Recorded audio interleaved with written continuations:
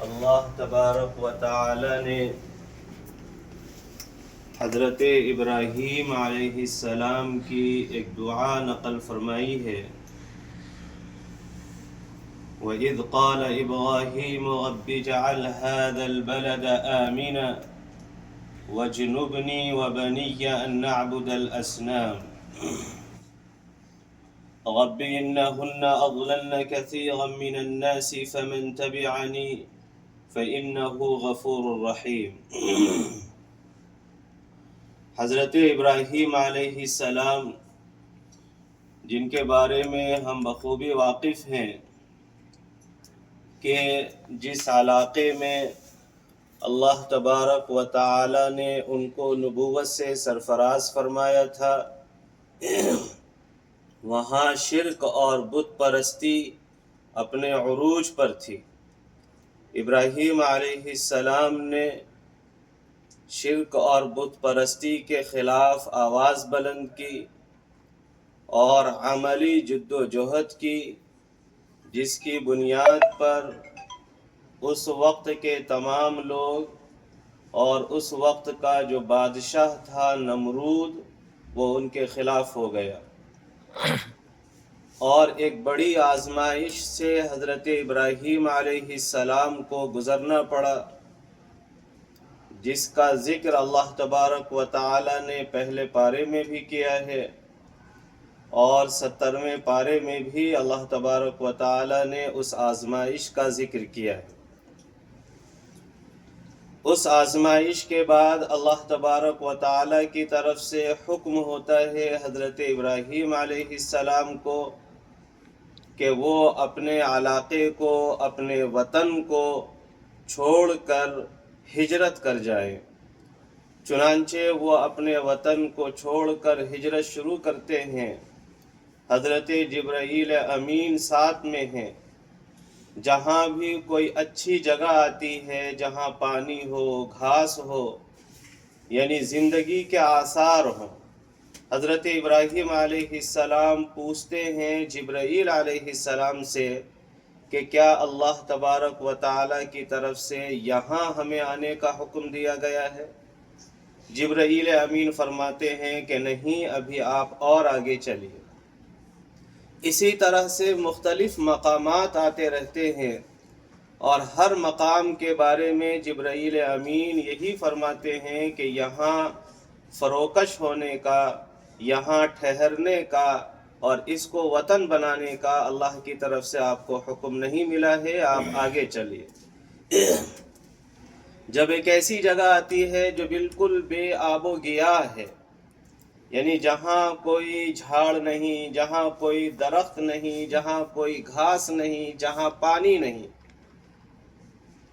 انسان کے اور حیوان کے زندہ رہنے کے لیے، سروائیو کرنے کے لیے، زندگی گزارنے کے لیے وہاں کوئی اسباب نہیں ہے۔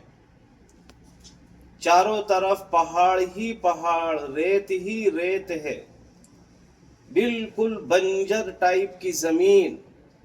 وہاں حضرت جبرائیل امین نے فرمایا کہ اللہ کی طرف سے حکم ہوا ہے کہ آپ یہاں پر قیام فرمائیں گے۔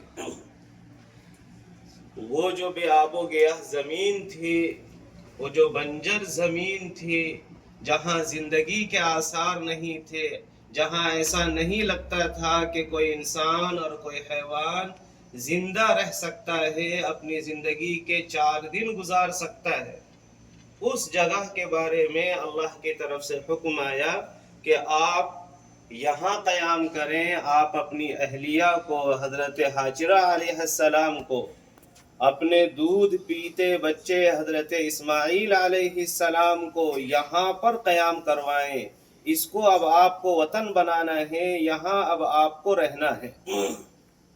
یہ اللہ کی طرف سے حکم تھا اور نبی اللہ کے حکم کی خلاف ورزی کسی حال میں نہیں کر سکتے۔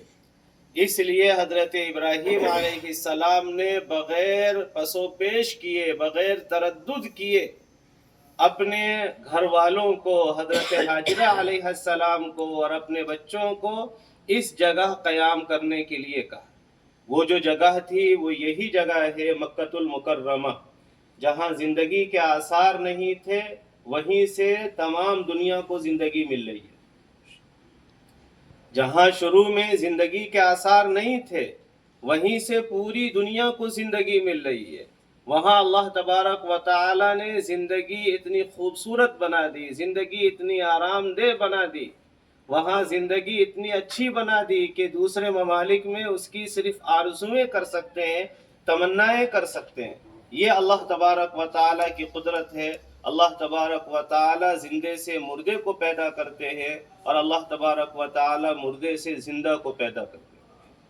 اللہ کی قدرت ہے اس کے اوپر کہ جہاں سے کوئی زندگی نہیں دکھائی دیتی ہے وہاں سے اللہ تبارک و تعالی زندہ چیز کو نکال سکتے ہیں۔ حضرت نوح علیہ السلام کی جو اونٹنی تھی وہ اونٹنی بھی پہاڑ کے اندر سے نکالی گئی، جہاں سے اونٹ کے پیدا ہونے کے کیا کسی چڑیا کے پیدا ہونے کی بھی توقع نہیں کی جا سکتی، اس کا امکان نہیں ہے۔ تو یہ اللہ تبارک و تعالی کی قدرت ہے۔ حضرت ابراہیم علیہ السلام نے حضرت حاجرہ علیہ السلام اور اپنے چھوٹے بچے حضرت اسماعیل علیہ السلام کو یہاں چھوڑا جہاں کعبہ شریف ہے ابھی، بالکل اسی کے پاس وہاں پر چھوڑا، اور چھوڑنے کے سڈن بعد واپس لوٹنے لگے، ریٹرن ہونے لگے، خود اکیلے اپنی وائف کو اپنے بچے کو چھوڑ کر واپس جانے لگے۔ ان کی جو وائف ہے وہ دوڑی ہوئی آئی کہ آپ کہاں جا رہے ہیں؟ آپ ہمیں اس جگہ جہاں کوئی انسان نہیں ہے، جہاں صرف پتھر ہی پتھر ہے، جہاں ریت ہی ریت ہے، زندگی کے بالکل آثار نہیں ہے، ایک اجنبی جگہ، ایک سنسان جگہ، ایک میدانی جگہ، اس جگہ چھوڑ کر آپ ہمیں کہاں جا رہے ہیں اور کس کے سہارے چھوڑ کر جا رہے ہیں؟ یہاں کوئی سہارا نہیں ہے، ایسا نہیں کہ کوئی دکان ہو کہ جہاں پر کام کر لیا جائے، کوئی وہاں پر فیکٹری ہو جہاں کام کر لیا جائے، یا کچھ وہاں پر باغات ہوں یا پانی ہو کہ باغات کے ذریعے سے کھانے کا انتظام کر لیا جائے، کھیتی کا انتظام ہو کہ وہاں پر کوئی سبزی اور ترکاری اگا لی جائے، کوئی ایسی چیز نہیں تھی۔ حضرت ابراہیم علیہ السلام کو حکم ہوا تھا کہ اپنی بیوی کو اور اپنے بچے کو چھوڑ کر ملک شام جائے، ملک شام سیریا جائے، وہاں جانے کا حکم ہوا تھا۔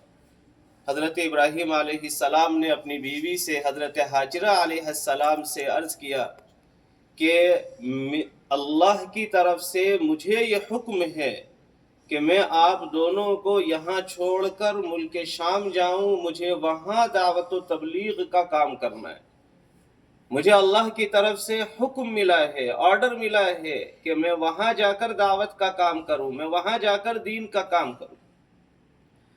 اب یہاں پر تھوڑا سا ٹھہر کر غور کریں، سوچیں، مردوں کے لیے بھی اس میں بڑا سبق ہے اور خواتین کے لیے بھی اس میں بڑا سبق ہے۔ اللہ کی ذات پر یقین رکھتے ہوئے اپنے بیوی بچے کو چھوڑ کر چلے جانا، یہ کوئی کمزور دل کا انسان اور کمزور ایمان کا انسان نہیں کر سکتا۔ جس کا ایمان کمزور ہوگا، جس کا دل کمزور ہوگا، وہ اپنے بیوی بچوں کو چھوڑ کر اس طرح سے نہیں جا سکتا۔ آج کل شیطان ہم سے جو حلال و حرام کام کروا رہا ہے، غلط صحیح کام کروا رہا ہے، وہ کس کی وجہ سے؟ بیوی بچوں کی وجہ سے ہی ہے۔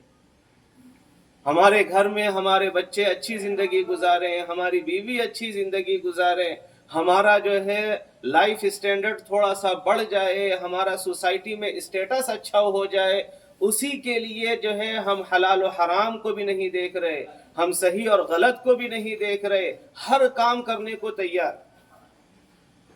دین کو چھوڑنا ہمارا بیوی بچوں کی وجہ سے آسان ہے، بیوی بچوں کے لیے ہم کما رہے ہیں، نمازیں چھوڑ کر ہم کما رہے ہیں، اللہ تبارک و تعالیٰ کے حقوق کو چھوڑ کر ہم یہ کام کر رہے ہیں، اللہ تبارک و تعالیٰ کے احکام کو توڑ کر ہم ان کے لیے محنت کر رہے ہیں۔ یہاں حضرت ابراہیم علیہ السلام نے کس طرح کی قربانی دی ہے، اسی کو اللہ نے پہلے پارے میں فرمایا ہے، وَإِذِ ابْتَلَىٰ إِبْرَاهِيمَ رَبُّهُ بِكَلِمَاتٍ فَأَتَمَّهُنَّ، کہ اللہ نے ابراہیم کے رب نے ابراہیم کی چند چیزوں کے ذریعے سے ابراہیم کا امتحان لیا، ابراہیم کو آزمائش میں ڈالا، اور ابراہیم ہر امتحان میں بالکل کھرے اترے اور کامیاب ہوئے۔ ہر امتحان کو، ہر ٹاسک کو انہوں نے پورا کیا۔ اللہ کی طرف سے جو بھی امتحان آیا ابراہیم علیہ السلام کے اوپر، ہر امتحان کو انہوں نے کامیابی کے ساتھ پورا کیا۔ یہ ایک بڑی آزمائش کی گھڑی تھی کہ بیوی بچوں کو اس طرح سے چھوڑ کر چلا جائے۔ انسان اپنی بیوی سے محبت کرتا ہے، اپنے بچوں سے محبت کرتا ہے، اپنے بیوی بچوں کو اس طرح سے جنگل میں، اس طرح سے بنجر زمین میں چھوڑ کر جانا یہ عام انسان کے بس کی بات نہیں ہے، اس کے لیے بہت ہی طاقتور ایمان کی ضرورت ہے۔ دوسری طرف آپ یہ دیکھیں کہ حضرت ہاجرہ علیہ السلام، خواتین اس کے اوپر غور کریں، حضرت ہاجرہ علیہ السلام نے جیسے ہی سنا کہ ابراہیم علیہ السلام یہ کہتے ہیں کہ میرے رب کی طرف سے یہ حکم ہے، تو حضرت ہاجرہ نے فرمایا کہ پھر آپ جائیے۔ حضرت ہاجرہ نے فوراً جواب دیا کہ پھر آپ جائیے، جس رب نے آپ کو حکم دیا ہے ہمیں یہاں چھوڑ کر جانے کا، وہ رب ہمیں کسی بھی حال میں ضائع نہیں کر سکتا، وہ رب ہمیں کسی بھی حال میں بے سہارا نہیں چھوڑ سکتا، وہ رب ہمیں کسی بھی حال میں برباد ہونے کے لیے، پریشان ہونے کے لیے چھوڑ نہیں سکتا۔ وہ رب ہماری نگہبانی کرے گا، وہ رب ہماری کفالت کرے گا، وہ رب ہماری نگرانی کرے گا، وہ رب ہمیں رزق عطا کرے گا ضرور بھی ضرور۔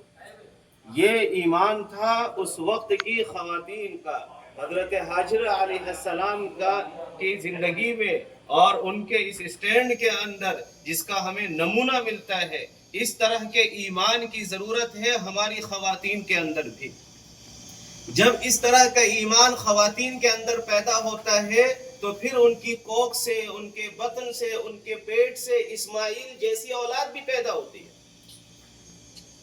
ہماری یہ جتنے بھی انبیاء علیہم الصلاۃ والتسلیم دنیا کے اندر تشریف لائے، اولیاء اللہ دنیا کے اندر تشریف لائے، یہ سب اپنی ماؤں کی پیٹ سے ہی پیدا ہوئے ہیں۔ ان کی ماؤں کی تربیت، ان کی ماؤں کی ایمانی حمیت، ان کی ماؤں کی دینداری، ان کی ماؤں کی پرہیزگاری، اور ان کی ماؤں کا جو تربیت کا طریقہ تھا، ان چیزوں نے انہیں اللہ والا بنایا، ان چیزوں نے انہیں دین میں اتنے اس مقام کے اوپر فائز کیا۔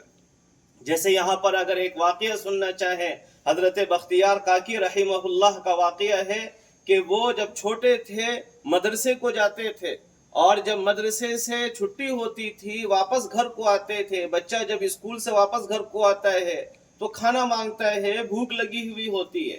حضرت بختیار کاکی بھی اسی طرح سے گھر واپس آنے کے بعد اپنی والدہ سے کھانا مانگتے تھے، اور ہر والدہ اپنے بچے کو کھانا دیتی ہی ہے، روٹین ہے، یہ معمول کا حصہ ہے۔ لیکن ان کی والدہ نے ایک دوسرا طریقہ اختیار کیا کھانا دینے کا، تاکہ کھانا بھی ملے اور تربیت بھی ہو۔ وہ طریقہ یہ تھا کہ جب بختیار کاکی رحمہ اللہ روزانہ مدرسے سے آتے، اپنی والدہ سے کھانا پوچھتے، تو حضرت کی والدہ یہ کہتی کہ بیٹا ہمارے پاس تو کھانا نہیں ہے، ہم بھی کھانا جبھی کھاتے ہیں جبکہ ہمیں اللہ کھانا دیتا ہے، لہذا آپ ایسا کرو کہ وضو کرو، مصلی جائے نماز بچھاؤ، اور 2 رکعت نماز پڑھو، اللہ سے دعا مانگو، اللہ تبارک و تعالیٰ تمہارے کھانے کا بھی انتظام کر دے گا۔ چنانچہ وہ جب مدرسے سے آتے تھے تو روزانہ ان کی والدہ ان سے یہی عمل کراتے تھے، اور پھر اس کے بعد ان کی والدہ کہتی تھی کہ دیکھو اللہ نے ضرور کھانے کا انتظام کیا ہوگا، تم گھر میں کہیں تلاش کرو۔ وہ تلاش کرتے تھے، کھانا مل جاتا تھا۔ یہ کھانا ان کی والدہ رکھتی تھی کہیں چھپا کے، کبھی الماری میں چھپا کے، کبھی کپڑوں کے پیچھے چھپا کے، یہ ان کی والدہ رکھتی تھی کھانا روزانہ باضابطہ، صرف تربیت کے لیے، تاکہ بچے کا یقین اللہ کے اوپر ہو، بچے کا ایمان اللہ کے اوپر ہو۔ ایک دن ایسا ہوا کہ ان کی والدہ اپنے رشتہ داروں کے یہاں چلی گئی تھی، اور بچہ حضرت بختیار کاکی رحمہ اللہ مدرسے سے واپس گھر آ گئے، لیکن ان کی والدہ ابھی تک واپس نہیں ہے، کھانا گھر میں پکا نہیں۔ ان کی والدہ جو کھانا پکا کے روزانہ رکھتی تھی کہیں نہ کہیں چھپا کے، جو حضرت بختیار کاکی کو نماز پڑھنے کے بعد مل جاتا تھا، آج وہ کھانا پکا کے ان کی والدہ نہیں رکھ سکی۔ وہ دور کہیں تھیں اپنے رشتہ دار کے پاس، اپنے کسی قریب کے پاس ملنے کو گئی تھی ان کی والدہ. وہاں جا کر ان کو یاد آیا کہ آج تو ہم نے کھانا پکایا نہیں ہے، آج بختیار آئے گا مدرسے سے، وہ نماز پڑھے گا، کھانا تلاش کرے گا، آج کھانا نہیں ملے گا تو اس کا توکل ٹوٹ جائے گا. آج اس کا توکل ٹوٹ جائے گا، آج اس کا ایمان اللہ کے اوپر سے ٹوٹ جائے گا، ہٹ جائے گا.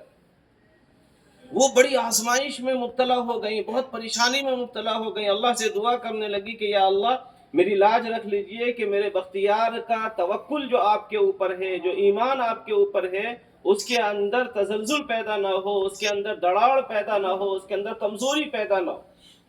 وہ دوڑی دوڑی وہاں سے اپنے گھر کو آئی، آ کر دیکھا کہ بچہ بختیار جو ہے وہ سو رہا ہے.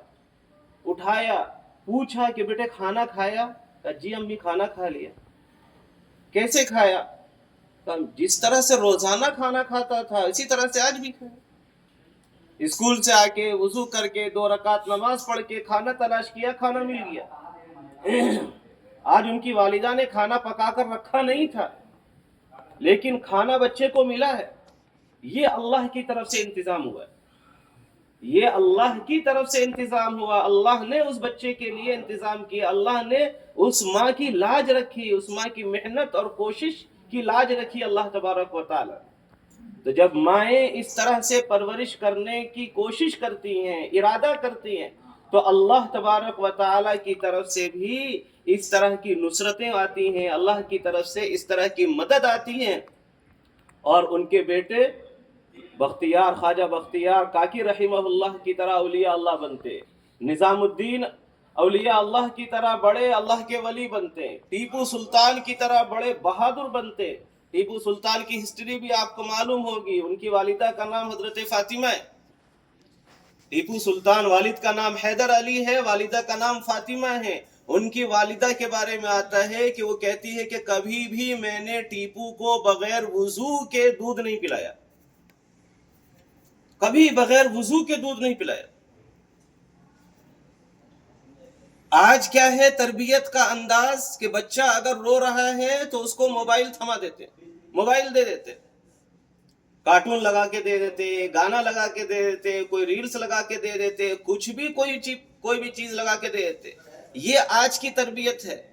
اور اس تربیت کے ساتھ جو بچہ پیدا ہو رہا ہے، وہ جو آج کی جنریشن ہے، وہ ہمارے ساتھ ہے کہ ماں باپ میں، پیرنٹس میں اور بچوں میں کتنی دوری پیدا ہو گئی ہے. دونوں کے درمیان جو تعلقات ہونے چاہیے، تعلقات کا جو احترام ہونا چاہیے، وہ بالکل بھی نہیں پایا جاتا الا ماشاء اللہ. اس میں بچوں کی غلطی نہیں ہے. ہم بچوں کو بلیم کرتے ہیں کہ بچے بگڑ رہے ہیں، بچے نہیں بگڑ رہے ہیں، ہم نے ان کو بگاڑا ہے.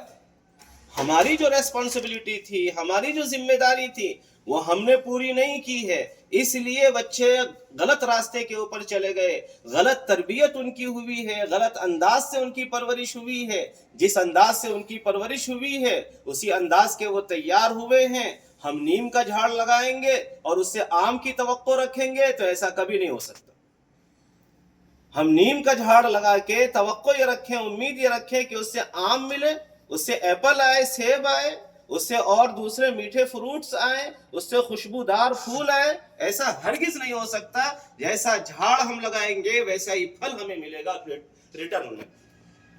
تو حضرت حاجرہ علیہ السلام کا جو یہ واقعہ ہے کہ انہوں نے ابراہیم علیہ السلام کی یہ بات سنتے ہی کہ اللہ تبارک و تعالی کی طرف سے یہ حکم ہے مجھے جانے کا، حضرت حاجرہ علیہ السلام فوراً خاموش ہو گئے، فوراً اپنے شوہر سے کہا، حضرت ابراہیم سے، کہ آپ تشریف لے جائیں. یہاں یہ بھی سبق ملتا ہے کہ خواتین کو اپنے شوہروں کا تعاون کرنا چاہیے دین کے کاموں میں، دین کے کام کے لیے اور دین پر عمل کرنے کے لیے. اگر شوہر کو سپورٹ ہے اپنی وائف کا تو وائف کو سپورٹ کرنا چاہیے، بجائے یہ کہ سپورٹ کرنے کے اور ضد کرے کہ نہیں ایسا کرنا ہے. عام طور پر ہوتا ہے شادی بیاہ کے موقع پر کہ اگر جمعے کے خطبے میں مثال کے طور پر شوہر صاحب جو ہے مسجد سے یہ سن کر آئے کہ شادی کے موقع پر گانا بجانا نہیں ہے، شادی کے موقع پر گھوڑے جوڑے کی رقم لینا نہیں ہے، شادی کے موقع پر جہیز کی ڈیمانڈ نہیں کرنا ہے، شادی کے موقع پر فلاں کام نہیں کرنا ہے. اب گھر میں آ کے جب وائف کو بولے تو وائف نہیں مانتی.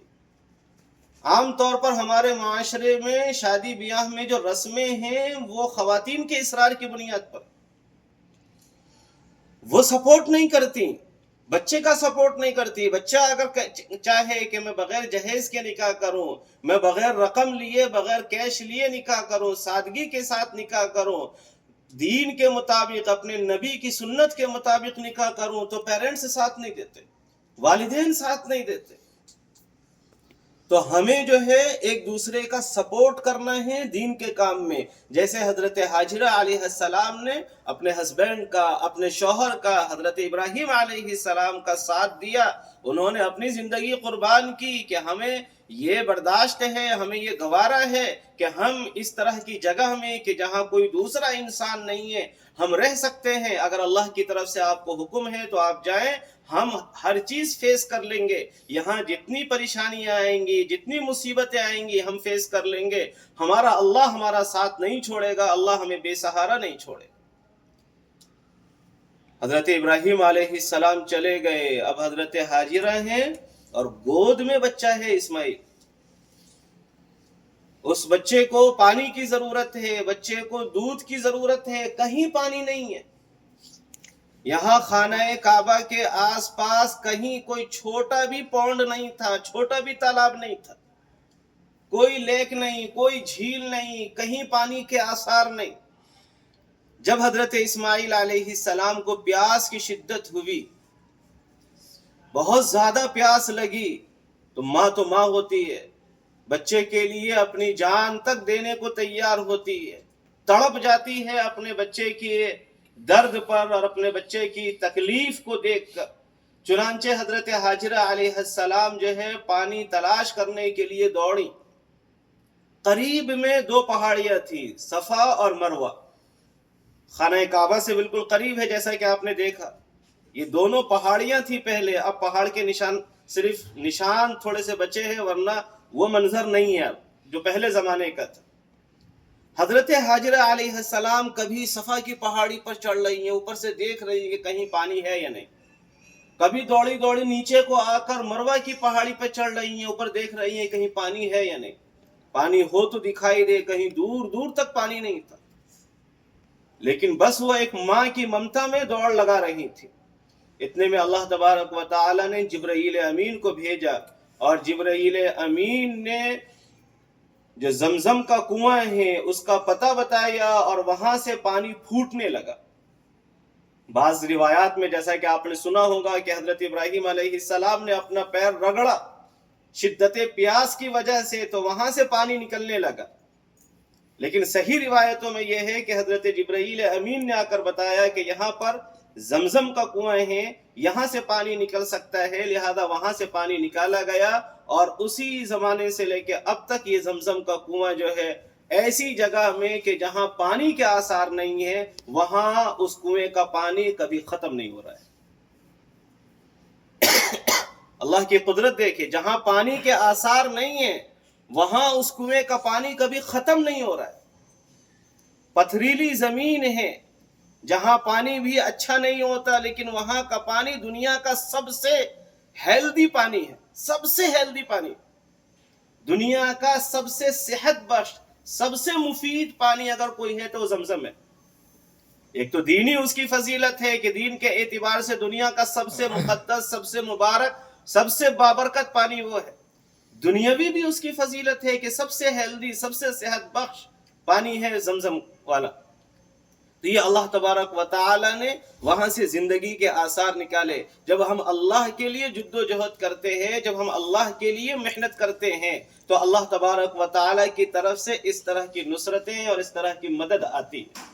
تو یہ جو عمرہ ہے اور یہ جو حج ہے، کعبے کے آس پاس جو ہے طواف کرنا، صفا اور مروہ کے درمیان سعی کرنا، دوڑ لگانا، یہ حضرت حاجرہ علیہ السلام، حضرت ابراہیم علیہ السلام، حضرت اسماعیل علیہ السلام کی یادگار کے طور پر، یہ اللہ تبارک و تعالی کو یہ ادا اتنی پسند آئی، یہ قربانی اتنی پسند آئی. اور واقعتاً قربانی بہت بڑی تھی، ہم نہیں دے سکتے یہ قربانی.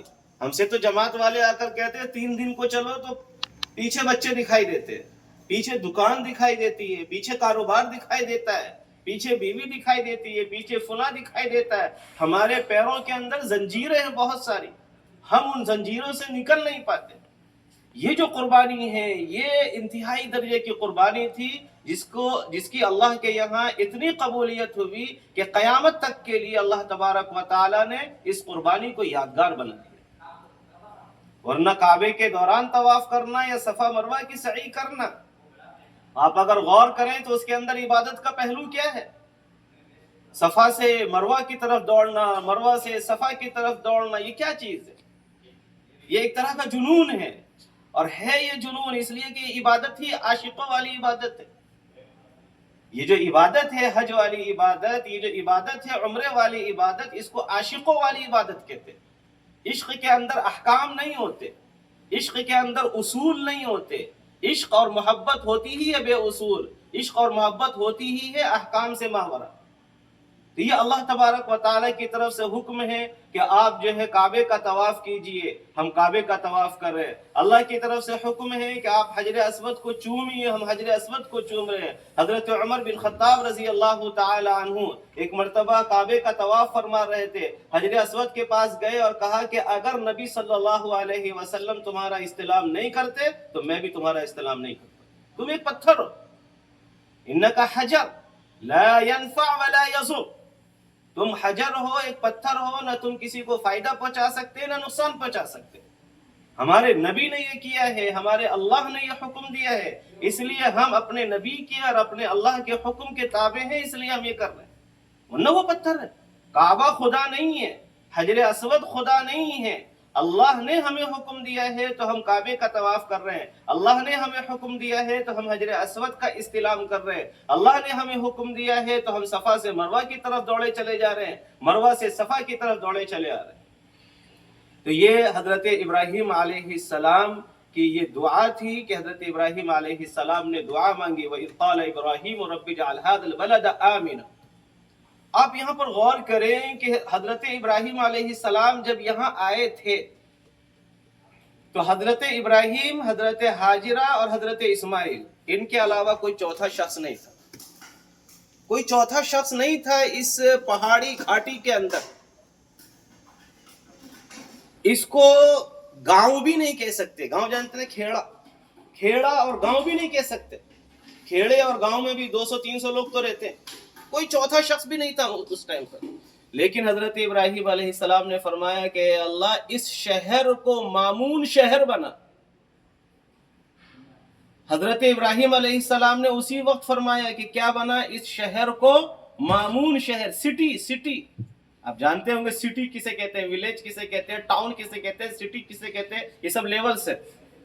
ان کو اسی ٹائم اللہ تبارک و تعالیٰ کی طرف سے گویا کہ بتا دیا گیا تھا کہ یہ سٹی بنے گی، کوئی معمولی شہر نہیں ہے، کوئی معمولی بستی نہیں بنے گی، یہاں پر صرف ہاجرہ اور اسماعیل نہیں رہیں گے، یہ بڑی سٹی بنے گی۔ تو حضرت ابراہیم علیہ السلام نے دعا مانگی کہ اللہ اس کو بلد آمین بنائیے، مامون شہر بنائیے۔ چنانچہ جو حرم کا جو پورا حدود ہے، حضرت ابراہیم علیہ السلام کی دعا کی بنیاد پر اس کو مامون جو ہے بنایا گیا کہ اس کے اندر بہت ساری چیزیں جو ہم اس کے بعد جا کر، اس کے باہر جا کر کر سکتے ہیں، اس کے اندر نہیں کر سکتے، جو جائز چیز بھی ہے۔ اس کے باہر جا کر مثال کے طور پر ہم جانور کا شکار کر سکتے ہیں، لیکن اس کے اندر نہیں کر سکتے۔ یہاں کے ہر جانور کو امن حاصل ہے، کبوتر ہے، ان سب کو امن حاصل ہے، ہم کسی کو چھیڑ نہیں سکتے، کسی کو تکلیف نہیں پہنچا سکتے۔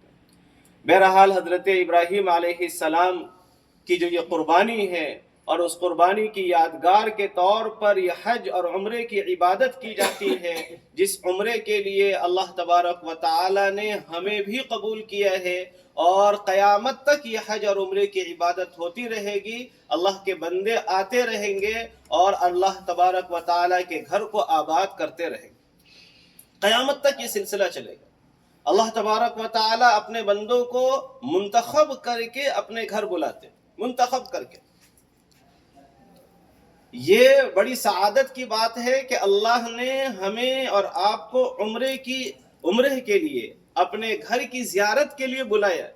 یہ کوئی چھوٹی موٹی بات نہیں ہے، یہ اس چیز کی علامت ہے کہ کوئی نہ کوئی چیز ہماری اللہ کو پسند آئی ہے، کوئی نہ کوئی چیز ہماری اللہ کو پسند آئی ہے، جس کی بنیاد پر اللہ تبارک و تعالی نے اپنے گھر ہمیں بلایا. یہ کوئی معمولی چیز نہیں ہے.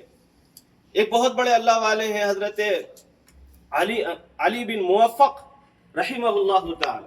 کہتے ہیں کہ انہوں نے 70 حج کیے اور یہی سوچتے رہے کہ پتہ نہیں میرا کوئی حج قبول ہوتا ہے یا نہیں ہوتا ہے. میں ہر سال حج کرتا ہوں لیکن اللہ کے پاس میرا حج قبول ہوتا ہے یا نہیں ہوتا. یہ سوچتے سوچتے جو ہے حرم شریف کے اندر ہی ان کی آنکھ لگ گئی. انہوں نے خواب دیکھا کہ اللہ کی طرف سے یہ کہا جا رہا ہے کہ اے علی، کیا تم اپنے گھر کسی ایسے شخص کو مہمان بنا کر بلاتے ہو جس کو تم نہیں چاہتے؟ جس شخص کو تم ناپسند کرتے ہو، جو شخص تمہیں پسند نہیں ہے، کیا تم اس کو اپنے گھر انوائٹ کرتے ہو، اپنے گھر بلاتے ہو؟ اسی طرح سے میں اپنے گھر انہی لوگوں کو بلاتا ہوں جن کو میں پسند کرتا ہوں. تو اس کے اندر بڑی بشارت ہے کہ اللہ نے ہمیں یہاں بلایا ہے تو ضرور اللہ تبارک و تعالیٰ کو ہمارا کوئی نہ کوئی عمل پسند آیا ہے. اللہ تبارک و تعالیٰ کو ہماری کوئی نہ کوئی ادا پسند آئی ہے جس کی وجہ سے اللہ نے ہمارا یہاں کے لیے انتخاب کیا. نبی مصطفیٰ صلی اللہ علیہ وسلم کی مبارک حدیث ہے کہ 3 لوگ اللہ کے مہمان ہوتے ہیں. وفد اللہ ثلاثہ، 3 لوگ اللہ کے مہمان ہیں. آپ نے دیکھا ہوگا جگہ جگہ لکھا رہتا ضیوف الرحمن. یہاں بھی حرم میں جگہ جگہ لکھا ہوا ضیوف الرحمن. یہ عربی کا لفظ ہے، اس کا مطلب ہے رحمان کے مہمان. رحمان کے مہمان یعنی آپ لوگ جو آئے ہیں وہ اللہ کے مہمان ہیں، رحمان کے مہمان ہیں، ہم لوگ اللہ کے مہمان ہیں. یہ نبی پاک صلی اللہ علیہ وسلم نے فرمایا وفد اللہ ثلاثہ، اللہ کے مہمان 3 لوگ ہیں. پہلا شخص ہے الحاج، جو حج کرتا ہے، یعنی جو حج کرنے کے لیے آیا ہے وہ اللہ کا مہمان ہے. دوسرا شخص ہے الغازی فی سبیل اللہ، اللہ کے راستے میں جہاد کرنے والا. اللہ کے راستے میں جو جہاد کرتا ہے وہ اللہ کا مہمان ہے. جیسا کہ جہاد کہاں ہو رہا ہے؟ فلسطین کے اندر. جیسا کہ جہاد کہاں ہو رہا ہے؟ افغانستان کے اندر. اس جہاد کے اندر امت کی شان و شوکت، امت کی سربلندی کا راز چھپا ہوا ہے. جب یہ چیز ختم ہو گئی، جہاں جہاں سے یہ ختم ہوئی ہے وہاں سے امت جو ہے ذلت کے قعر کے اندر، ذلت کی گہرائی کے اندر چلی گئی ہے. وہاں یہ امت پستی میں چلی گئی، وہاں یہ امت بیکورڈ ہو گئی، وہاں اس امت کے اوپر دوسرے لوگ حاوی ہو گئے، دوسرے لوگ غالب ہو گئے، دوسروں کو اب ہم ڈیفینڈ کرنے کی پوزیشن میں آ گئے. تو اللہ کے نبی فرماتے ہیں کہ 3 لوگ مہمان ہیں اللہ کے. ایک حج کرنے والا، دوسرا اللہ کے راستے میں جہاد کرنے والا، تیسرا ہے عمرہ کرنے والا. جو عمرہ کرنے کے لیے آتے ہیں وہ اللہ کے مہمان ہوتے ہیں. دوسری روایت میں ہے کہ یہ اللہ کے مہمان جب اللہ تبارک و تعالی سے کوئی چیز مانگتے ہیں تو اللہ تبارک و تعالی ضرور انہیں وہ چیز عطا کرتے ہیں.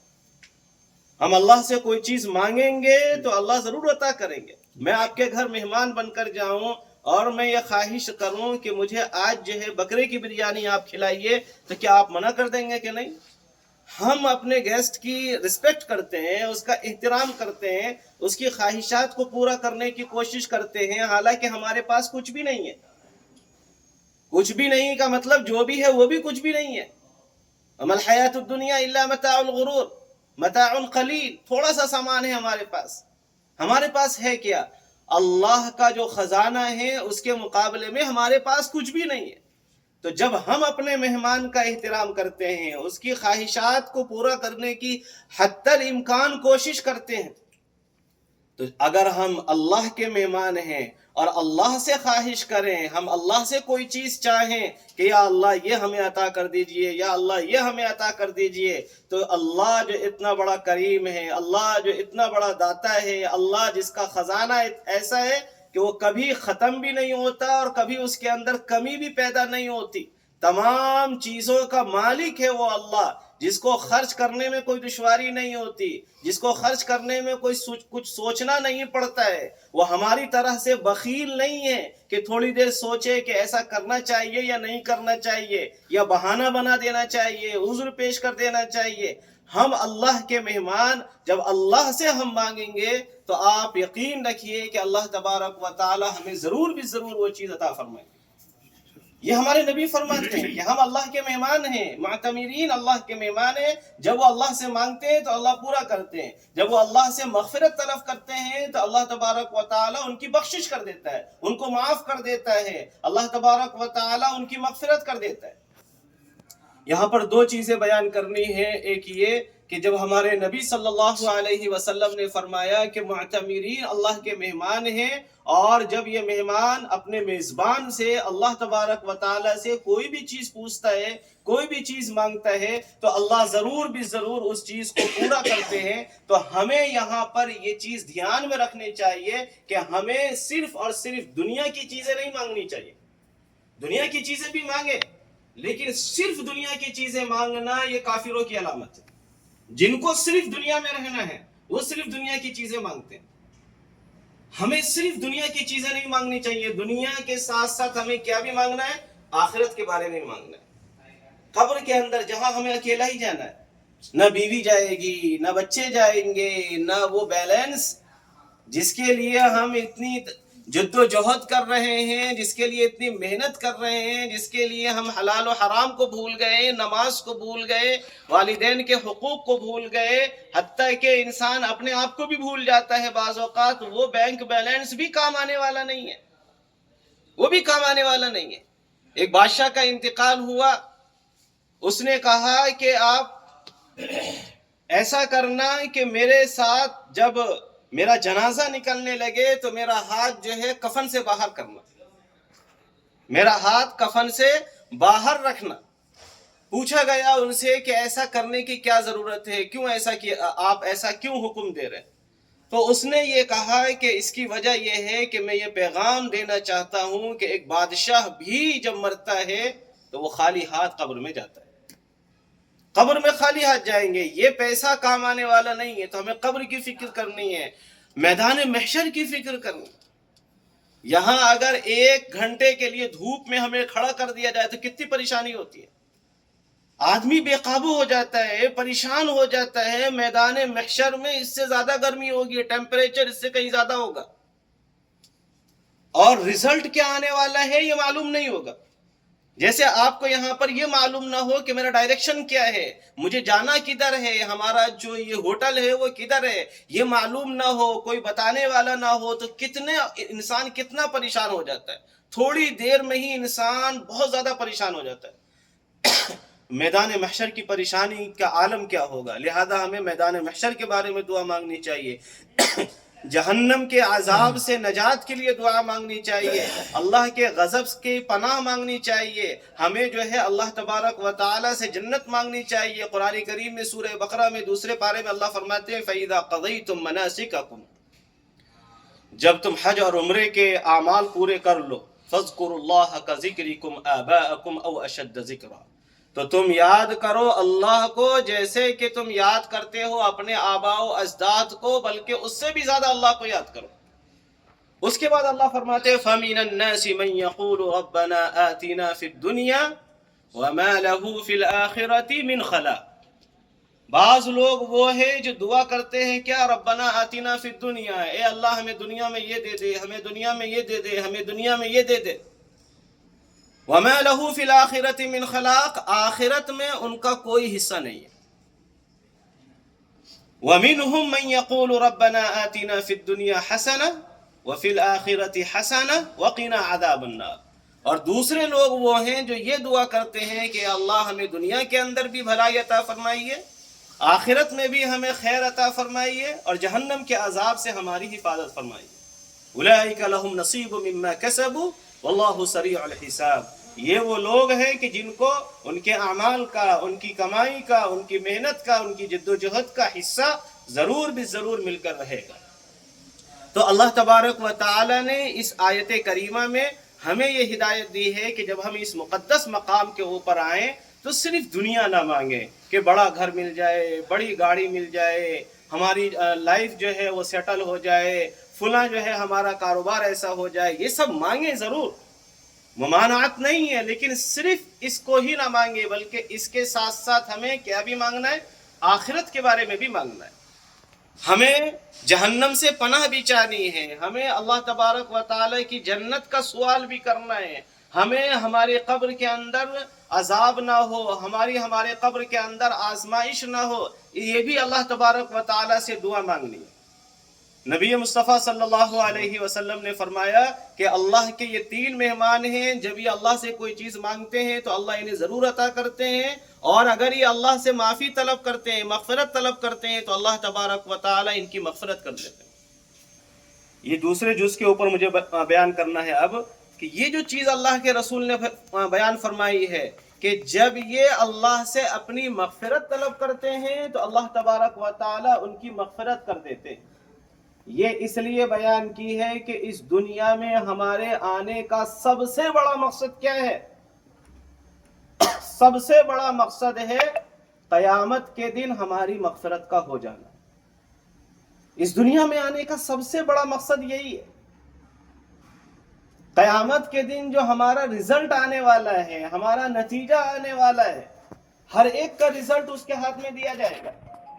قیامت کے دن سب رزلٹ آؤٹ ہوگا۔ ہم دنیا کے اندر جتنی بھی ایکٹیویٹیز کر رہے ہیں، جتنی بھی ہماری سرگرمیاں ہو رہی ہیں، یہ سب ریکارڈڈ ہیں، اور پھر ان سب کا نتیجہ، ان سب کا رزلٹ قیامت کے دن آئے گا، سب کو ہینڈ اوور کیا جائے گا رزلٹ۔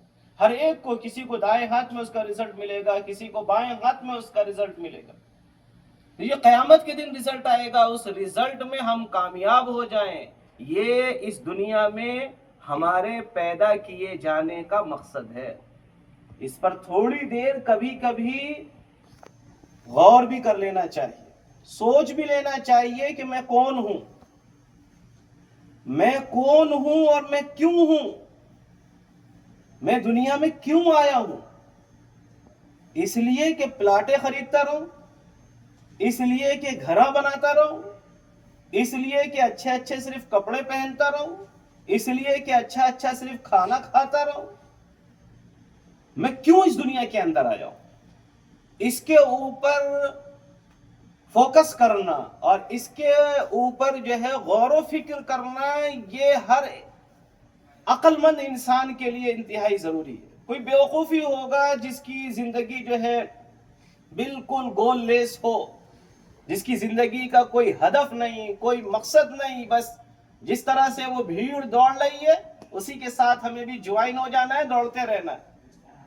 یہ تو اندھے لوگ کرتے ہیں، یہ بیوقوف لوگ کرتے ہیں۔ ہمیں سوچنا چاہیے کبھی کبھی کہ میں کیوں ہوں اور میں دنیا میں کیوں آیا ہوں، اس کے بعد کیا ہونے والا ہے۔ تو دنیا میں آنے کا سب سے بڑا مقصد ہمارا ہے کل قیامت کے دن ہماری مغفرت ہو جانا۔ چوتھے پارے میں اللہ کا ارشاد ہے فَمَنْ زُحْزِحَ عَنِ النَّارِ وَأُدْخِلَ الْجَنَّةَ فَقَدْ فَازَ وَمَا الْحَيَاةُ الدُّنْيَا إِلَّا مَتَاعُ الْغُرُورِ۔ کل قیامت کے دن جو جہنم سے بچا لیا گیا، جنت میں داخل کیا گیا، وہ کامیاب ہوا ہے۔ فقد فاز، وہ کامیاب ہوا ہے۔ یہ کامیاب نہیں ہے کہ یہ دنیا کے اندر سب سے ریچ پرسن ہے، دنیا میں اس کے پاس فلاں جو ہے کمپنیوں کی، برانڈ کی گاڑیاں ہیں، کپڑے ہیں، ایسا اس کا جو ہے بنگلہ ہے اور اتنا اس کے پاس پیسہ ہے۔ یہ دنیا کی یہ کامیابی نہیں ہے، یہ سکسیس نہیں ہے۔ ایک مسلمان کے لیے یہ سکسیس نہیں ہے۔ سکسیس لائف یہ نہیں، سکسیس لائف یہ ہے کہ کل قیامت کے دن ہماری مغفرت ہوتی ہے یا نہیں ہوتی ہے۔ اس پر فوکس کرنا بہت ضروری ہے، جس کو اللہ نے بیان فرمایا کہ جو جہنم سے جو بچ گیا اور جنت میں چلا گیا فقط فاز، وہی کامیاب ہوا ہے۔ وَمَا الْحَيَاةُ الدُّنْيَا، اور دنیا کی زندگی نہیں ہے مگر دھوکے کا سامان۔ دنیا تو انسان کو دھوکے میں رکھتی ہے، دنیا انسان کی آنکھ پر پردہ ڈال کے رکھتی ہے، اور یہ پردہ ہٹتا ہے آنکھ سے موت کے وقت۔ آنکھ بند ہوتی ہے تو وہ آنکھ بند نہیں ہوتی، حقیقت میں وہ آنکھ کھلتی ہے۔ جب انسان مرتا ہے کہتے ہیں کہ اس کی آنکھ بند ہو گئی، تو وہ آنکھ بند نہیں ہوتی، حقیقت میں اس کی آنکھ کھلتی ہے اسی وقت۔ اس کو پتا چلتا ہے اس وقت کہ مجھے کیا کرنا چاہیے تھا اور میں نے کیا غلطی کر دی۔ تو اس سے پہلے ہمیں آنکھ کھولنی چاہیے۔ دنیا کی اس چکا چوند اور دنیا کی اس پرکشش دنیا کی اس سحر انگیزی اور دنیا کے اس مکر و فریب کے جال میں ہمیں پھنسنا نہیں چاہیے، بلکہ ہمیں ہماری مغفرت کی فکر کرنی چاہیے۔ ہم اللہ تبارک و تعالیٰ سے یہ دعا بھی مانگیں کہ اللہ تبارک و تعالیٰ ہماری مغفرت کر دیں، ہماری مغفرت اللہ تبارک و تعالیٰ کریں۔ اس کے لیے ضروری ہے کہ ہماری عبادتوں کے اندر اخلاص پیدا ہو۔ یہ جو عمرہ کرنے کے لیے ہم آئے ہیں، اس میں بھی بہت ضروری ہے کہ ہم ریاکاری نہ کریں، اخلاص ہو۔ آج کل اس کا بڑا فقدان ہے، بڑا فقدان مینس لیک آف اخلاص، پیورٹی، اخلاص کا بڑا فقدان ہے۔ عمرے کو جا رہے ہیں نا، اب سیلفی لے کے فیس بک کو ڈال دیے اور پھر چیک کر رہے ہیں کتنے کمنٹس آئے، کتنے لائکس آئے۔ فلاں جگہ ہیں، سیلفی لے کے فیس بک کو، انسٹاگرام کو، اور بھی کیا کیا ہے کہ اسنیپ چیٹ کو، وغیرہ وغیرہ وغیرہ، کال کر کر کے فلاں کو بتا رہے ہیں، فلاں کو بتا رہے ہیں، فلاں کو بتا رہے ہیں کہ ہم عمرہ کرنے جا رہے ہیں۔ اخلاص کا مطلب یہ ہے کہ کوئی بھی کام صرف کس کے لیے ہو؟ اللہ کے لیے۔ یہ اخلاص کا مطلب، صرف کس کے لیے ہو؟ اللہ کے لیے۔ اس میں اگر کہیں یہ چیز آ گئی کہ میں عمرہ کرنے جا رہا ہوں اس لیے کہ وہ میری تعریف کرے، تو یہ کام کس کے لیے ہوا؟ کہ وہ میری تعریف کرے۔ یہ کام کس کے لیے ہوا؟ یہ اس کے لیے صرف نہیں ہوا کہ میں اللہ کی عبادت کروں، یہ اس کے لیے صرف نہیں ہوا کہ اللہ کا ایک حکم ہے میں اس کو پورا کروں، یہ بھی ہو رہا ہے، لیکن اس کے ساتھ ساتھ شرک بھی ہو رہا ہے۔ شرک مطلب شرکت، اس کے ساتھ ساتھ یہ شرکت بھی ہو رہی ہے کہ فلاں میری تعریف کرے۔ واہ حاجی صاحب عمرے کو گئے، معتمر صاحب عمرے کو گئے، دعوت آنے سے پہلے جو ہے نا خوب دعوتیں کر رہے ہیں، فلاں دعوت کر رہے ہیں، فلاں کی دعوت کر رہے ہیں، فلاں کی دعوت کر رہے ہیں۔ ہمارے پاس ٹرینڈ چل رہا ہے اس ٹائپ کا۔ یہ اخلاص کے بالکل منافی ہے۔ بعض حضرات تو ایسا بھی کرتے ہیں کہ الحمدللہ اللہ نے پیسہ دیا ہے تو کیا کر رہے ہیں، اخبار میں ایڈ بھی ڈال رہے کہ فلاں صاحب فلاں دن کو عمرے کو جا رہے ہیں، فلاں ٹائم کو ان کی فلائٹ ہے، ایئرپورٹ کو فلاں ٹائم پہ وہ جو ہے پہنچیں گے، فلاں دن واپس آئیں گے، تو اس کا بھی ایڈ آئے گا کہ فلاں ٹائم پہ جو ہے حاجی صاحب کو وہاں سے جو ہے ریسیو کرنا ہے۔ یہ ساری چیزیں اخلاص کے خلاف ہے۔ اس سے نہ حج قبول ہوتا ہے نہ عمرہ قبول ہوتا ہے، یہ ریاکاری ہے۔ اللہ کا ارشاد ہے وَأَتِمُّوا الْحَجَّ وَالْعُمْرَةَ لِمَنْ لِلَّهِ۔ کس کے لیے حج کرو، کس کے لیے عمرہ کرو؟ للہ، فیس بک لا، فیس بک کے لیے نہیں، انسٹاگرام کے لیے نہیں، سوسائٹی میں ایک شہرت کے لیے، فیمس ہونے کے لیے نہیں، للہ، اللہ کے لیے کرنا ہے ہمیں۔ تو ہمیں اس ٹائپ سے جو ہے یہ حج اور عمرے کی عبادت، یہ جو ہمارے اللہ تبارک و تعالیٰ نے ہمیں توفیق دی ہے، اس انداز سے ہمیں کرنا چاہیے کہ ہم اللہ تبارک و تعالیٰ کے لیے صرف کریں۔ نبی مصطفیٰ صلی اللہ علیہ وسلم کی ایک حدیث مبارک ہے، یاتی علی الناس زمان، ایک زمانہ لوگوں کے اوپر ایسا آنے والا ہے کہ میری امت کے جو مالدار لوگ ہیں وہ حج اور عمرہ کریں گے للتنزہ، کائے کے لیے؟ فور انٹرٹینمنٹ، کائے کے لیے؟ انٹرٹینمنٹ کے لیے، للتنزہ۔ جیسے انٹرٹینمنٹ کے لیے کبھی گوا کو چلے جاتے، کبھی کیرل کو چلے جاتے، کبھی اور کہیں چلے جاتے، اس طرح سے جو ہے نا وہ حج اور عمرہ کریں گے، کر رہے ہیں آج کل، کر رہے ہیں۔ اللہ نے جو ہے خوب پیسہ دیا ہے، پوری فیملی کے ساتھ 2 روز 3 روز کو آ رہے، ہوٹل میں اسٹے کر رہے، حرم شریف کو بھی نماز کو نہیں جا رہے، پھر واپس چلے جا رہے، للتنزہ۔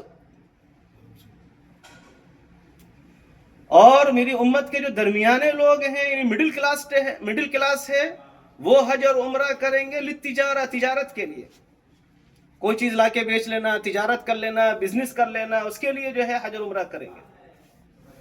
میری امت کے جو قراء ہیں، قراء قاری، جو اچھا قرآن پڑھتے ہیں، اس میں علماء بھی داخل ہو جائیں گے، کاہے کے لیے کریں گے؟ للسمعہ والریاء، شہرت کے لیے اور ریاکاری کے لیے کریں گے۔ جو قراء ہیں وہ شہرت اور ریاکاری کے لیے کریں گے کہ مشہور ہو جائیں۔ بزرگ صاحب جا رہے ہیں، ان کے ساتھ جو ہے نا ایک فوٹو کھینچنے والا بھی ساتھ میں، حضرت نے وہاں پہ دعا کی ہے، حضرت نے وہاں پہ ایسا کیا ہے، حضرت نے وہاں پہ ایسا کیا ہے، اس ٹائپ کے حضرت بھی مارکیٹ میں ہیں، سب جانتے ہوں گے، اس ٹائپ کے بھی حضرت ہیں مارکیٹ میں۔ چوتھا ہے کہ میری امت کے جو فقراء ہیں یعنی غریب ہیں وہ حج اور عمرہ کریں گے للمسألہ، بھیک مانگنے کے لیے. یہ اللہ کے نبی صلی اللہ علیہ وسلم کا ارشاد گرامی ہے کہ ایسا زمانہ آئے گا، اور وہ زمانہ ہم دیکھ رہے ہیں. نبی مصطفیٰ صلی اللہ علیہ وسلم نے اس زمانے کی پیشن گوئی فرمائی تھی، لہذا ہمیں اس سے اجتناب کرنا چاہیے، ہمیں اس سے پرہیز کرنا چاہیے. ہم جو ہے عمرہ کی جو اللہ تبارک و تعالیٰ نے عمرے کی جو ہمیں توفیق عطا فرمائی ہے، ہم یہ کوشش کریں کہ بہت ہی خاموشی کے ساتھ اس عبادت کو ادا کریں، اور صرف اللہ کی رضا کے لیے، صرف اور صرف اللہ کی خوشنودی کے لیے، صرف اور صرف اپنی مغفرت کرانے کے لیے ہم یہ عبادت کریں. سوسائٹی میں یا اپنے خاندان والوں میں اپنی بڑائی کے لیے، اپنی شہرت کے لیے، اپنی ناموری کے لیے، اپنی تعریف کے لیے ہم یہ عبادت نہ کریں. اگر ہم نے ایسا کیا تو پھر یہ ہماری عبادت قابل قبول نہیں ہوگی، یہ عبادت ہمیں واپس کر دی جائے گی. جیسا کہ آپ نے سنا ہوگا، ایک حدیث ہے، حضرت ابو ہریرہ رضی اللہ تعالی عنہ راوی ہیں کہ بعض لوگ وہ ہیں کہ جب احرام باندھتے ہیں اور تلبیہ کہتے ہیں لبیک اللہم لبیک لبیک لا شریک لک لبیک، تو آسمان سے بھی آواز آتی ہے لبیک اللہم لبیک کی. یعنی ان کی آواز کے اوپر آسمان سے آواز آنے کا مطلب یہ ہے کہ تمہارا آنا قبول ہے. اور بعض لوگ وہ ہیں کہ جب احرام باندھ کر تلبیہ پڑھتے ہیں، کہتے ہیں لبیک اللہم لبیک، تو آسمان سے آواز آتی ہے لا لبیک لا لبیک نو لبیک، تمہارا لبیک کہنا قابل قبول نہیں ہے، تم چلے جاؤ، تمہارے پاس پیسہ ہے، تمہارے پاس اسباب ہے، تم جا سکتے، لیکن ہماری لسٹ میں تمہارا نام نہیں آئے گا. تمہارا لبیک کہنا ہمیں قابل قبول نہیں ہے. تو ہمیں اس سے ڈرنا چاہیے کہ کہیں ہماری حرکتوں کی وجہ سے اللہ کی طرف سے کوئی کہیں یہ فیصلہ نہ ہو جائے. حضرت علی بن حسین بن علی رضی اللہ تعالی عنہ، حضرت علی کے پوتے کا نام بھی حضرت علی ہے، ان کے بارے میں لکھا ہے کہ جب وہ حج کا احرام باندھتے تھے تو لبیک نہیں کہہ پاتے تھے. جیسا ہی وہ کوشش کرتے تھے لبیک کہنے کی کہ بے ہوش ہو کر گر پڑتے تھے. پھر جب ہوش میں آتے پھر کوشش کرتے، پھر جو ہے ان کا پورا جسم جو ہے کپ کپانے لگتا اور بے ہوش ہو کر گر جاتے. ان سے پوچھا گیا کہ حضرت یہ کیفیت کیوں پیدا ہوتی ہے؟ تو انہوں نے جواب دیا کہ اس ڈر سے کہ کہیں میں لبیک کہوں اور آسمان سے آواز آ جائے لا لبیک، میں لبیک کہوں اور آسمان سے ندا آئے کہ لا لبیک، تمہارا لبیک قابل قبول نہیں ہے، یہ آواز کہیں نہ آ جائے، اس لیے میں ڈرتا ہوں، اور اس ڈر کی وجہ سے میرے اوپر غشی طاری ہو جاتی ہے اور بے ہوش میں ہو جاتا ہوں. تو ہمیں یہ ڈرتے رہنا چاہیے، ہمیں اس غرے میں، اس دھوکے میں اور اس خوش فہمی میں ہرگز نہیں رہنا چاہیے کہ ہم جو ہے کچھ بھی کرتے رہیں لیکن اللہ تبارک و تعالی بس ہم آگے چلے جائیں تو بس یہ کافی ہے. اتنا کافی نہیں ہے، ہمیں ہماری عبادت کرنے کے بعد بھی ہمیں ڈرتے رہنا چاہیے، اور جن چیزوں کے بارے میں کہا گیا ہے کہ ریاکاری وغیرہ، اس سے ہمیں اجتناب کرنا چاہیے، اس سے ہمیں پرہیز کرنا چاہیے. کتنا وقت ہو گیا؟ 50 منٹس. اللہ تبارک و تعالی ہم سب کے عمرے کو قبول فرمائے، اللہ ہماری عبادتوں کو قبول فرمائے.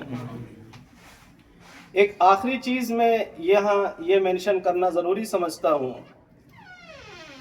کہ یہاں جو ہم آئے ہیں عمرہ کی عبادت کے لیے، عمرہ ایک عبادت ہے، اور اس عبادت کی اللہ نے الحمدللہ ہمیں توفیق دی. لیکن ہم یہاں آئے اور یہاں ہم نے مکۃ المکرمہ کی زیارت کی، اس کے علاوہ بھی بہت سارے مقدس مقامات کی زیارت کی. ان مقدس مقامات کی زیارت سے جو سبق ملتا ہے اس سبق کو بھی ہمیں اپنے ساتھ لے کر انڈیا جانا چاہیے. سبق کیا ملتا ہے اس سے؟ ہم نے مکے کو دیکھا، مکے کی وادیوں کو دیکھا، مکے کی پہاڑیوں کو دیکھا، اما خدیجۃ الکبریٰ رضی اللہ تعالی عنہا کی قبر کو ہم گئے، جس سے ان کی قربانیاں ہمیں یاد آئیں. حضرت عبداللہ ابن زبیر کی قبر کو گئے، ان کی قربانیاں یاد آئی. غار حرا کو ہم گئے، غار ثور کو ہم گئے، مینا کو گئے، مزدلفہ کو گئے، عرفات کو گئے، جبل رحمت کو گئے، جبل نور کو گئے، کل پرسوں جو ہے طائف کو جا کر آئے۔ ان تمام چیزوں سے جو ہمیں سبق ملتا ہے اس سبق کو لے کر ہمیں واپس ہونا چاہیے۔ وہ سبق یہ ملتا ہے کہ اللہ کے دین کی سربلندی کے لیے ہمیں بھی کوشش کرنی چاہیے، جس طرح ہمارے نبی صلی اللہ علیہ وسلم نے کوشش فرمائی۔ صرف عمرہ کر لیا ہم نے یہ کافی نہیں ہے، بلکہ یہ سبق لے کر جائیں کہ اللہ کے دین کی سربلندی کے لیے آج سے ہم کوشش کریں گے۔ اور اللہ کے دین کی سربلندی کے لیے کوشش کا سب سے پہلا جو اسٹیپ ہے وہ یہ ہے کہ ہم یہ کوشش اپنی ذات سے کریں۔ کوشش صرف دوسروں کی ذات سے نہیں کرنی ہے کہ دوسروں کو نمازی بنانا ہے، دوسروں کو جو ہے گناہ کرنے پر ٹوکنا ہے، نہیں، پہلے اپنی ذات سے کریں کہ ہم اپنی ذات کے اندر، اپنے اندر دین کو نافذ کریں۔ ہم اپنا جائزہ لیں، اپنا محاسبہ لیں کہ ہم دین پر کتنے ہیں، ہمارے پاس دین کی معلومات کتنی ہیں، ہم قرآن کتنا جانتے ہیں، ہم حدیث کتنا جانتے ہیں، ہم دین پر کتنا عمل کرتے ہیں اور دنیا کے لیے کتنی کوشش کرتے ہیں۔ ہم جو ہے تھوڑا سوچیں کہ دین کے لیے کتنی کوشش ہماری چل رہی ہے اور دنیا کے لیے کتنی کوشش ہماری چل رہی ہے۔ سب سے پہلے تو ہمیں اس کوشش میں یہ سوچنے کے بعد یہ کرنے کا کام ہے کہ سب سے پہلے ہم حلال و حرام کی تمیز اختیار کر لیں، حرام چیزوں سے بچنے کی پورے طور پر کوشش کریں، گناہوں سے بچنے کی بالکلیہ کوشش کریں کہ گناہ نہیں کرنے۔ گناہ ہر مومن کو معلوم ہے کیا چیز رانگ ہے کیا صحیح ہے، سب کو معلوم ہے، کسی مفتی کے پاس جانے کی ضرورت نہیں ہے۔ بہت ساری چیزیں بالکل کلیئر ہیں، وہ ہر ایک کو معلوم ہے، ان چیزوں کو چھوڑنا ہے اور اسی کے ساتھ 5 وقتہ جو نماز ہے، نمازیں پڑھنا شروع کر دیں، زکوٰۃ نکالنا ہے، زکوٰۃ ادا کرنا شروع کر دیں، دوسروں کے حقوق ہمارے اوپر ہیں، والدین کے حقوق ہمارے اوپر ہیں، والدین کے حقوق ہم ادا کریں، والدین کی خدمت کریں، والدین کی ہر اعتبار سے خدمت کریں، ان کی اطاعت کریں، ان کی فرمانبرداری کریں۔ کسی کا اگر ہم نے کچھ لے رکھا ہے، کسی کی زمین پر ہم نے قبضہ کر رکھا ہے، کسی کا قرضہ لے رکھا ہے اس کو نہیں دے رہے ہیں تو اس کو واپس کریں۔ 1 روپیہ بھی قرضہ لے کر اگر کسی کا ہم چلے گئے قبر میں تو ہماری مغفرت ہونے والی نہیں ہے، چاہے ہم 70 عمرے کر لیں۔ 1 بالشت بھی زمین اگر کسی کے ہم نے اپنی زمین کے ساتھ ملا لی، کسی دوسرے کی زمین پر قبضہ کر لیا ہے تو ہماری مغفرت ہونے والی نہیں ہے، چاہے ہم سینکڑوں حج کیوں نہ کر لیں۔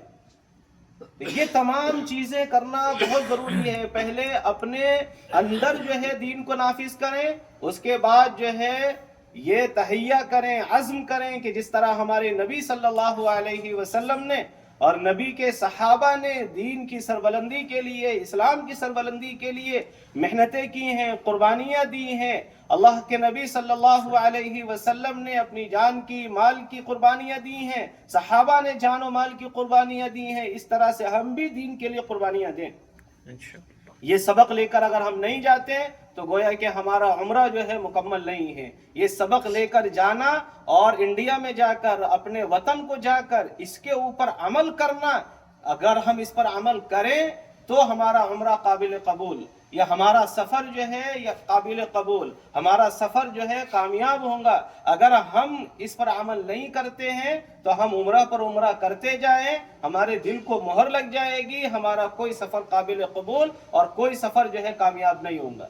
ہمیں اس سبق کے ساتھ جانا چاہیے کہ نبی مصطفیٰ صلی اللہ علیہ وسلم نے دین کے لیے جتنی محنتیں کی ہیں اور اپنی امت سے آپ صلی اللہ علیہ وسلم نے جو توقعات رکھی ہیں، اپنی امت کو جو احکامات دیے ہیں، ان تمام احکامات پر ہم عمل کریں اور ہم دین کے لیے جس طرح سے ہو سکتا ہے کوشش کریں۔ اپنے اپنے حلقے میں ہم یہ سوچیں کہ ہم دنیا کے لیے کتنی کوشش کر رہے ہیں اور دین کے لیے کتنی کوشش کر رہے ہیں، ہم اپنی زندگی کو تبدیل کریں۔ اگر ہماری زندگی تبدیل نہیں ہوتی، دیکھیے حج اور عمرہ ہمارا مقبول ہوتا ہے یا نہیں ہوتا ہے، اس کی ایک علامت بزرگوں نے لکھی ہے، اس کی ایک علامت لکھی ہے۔ قبول ہوا نہیں ہوا وہ تو اللہ کو معلوم ہے، لیکن اس کی ایک علامت، نشانی، اس کی علامت بزرگوں نے یہ بتائی ہے کہ حج اور عمرے کے بعد اگر لائف چینج ہو گئی آپ کی، اس کا مطلب یہ ہے کہ آپ کا حج اور عمرہ قبول ہو گیا۔ زندگی اگر بدل گئی آپ کی تو حج اور عمرہ قبول ہو گیا، اور اگر زندگی ویسے ہی چل رہی ہے جیسے پہلے چل رہی تھی، وہی جھوٹ بولنا، وہی ٹوپی اڑانا، وہی دھوکے دینا، اور وہی کیا کہتے ہیں لوگوں کے ساتھ مکر و فریب کرنا، وہی تجارت کے اندر جو ہے دغا بازیاں کرنا، دھوکے دینا، وہی سارے کام چل رہے ہیں حج اور عمرے کے بعد بھی، اس کا مطلب یہ ہے کہ یہ علامت ہے اس بات کی کہ ہمارا حج اور عمرہ قبول نہیں ہوا۔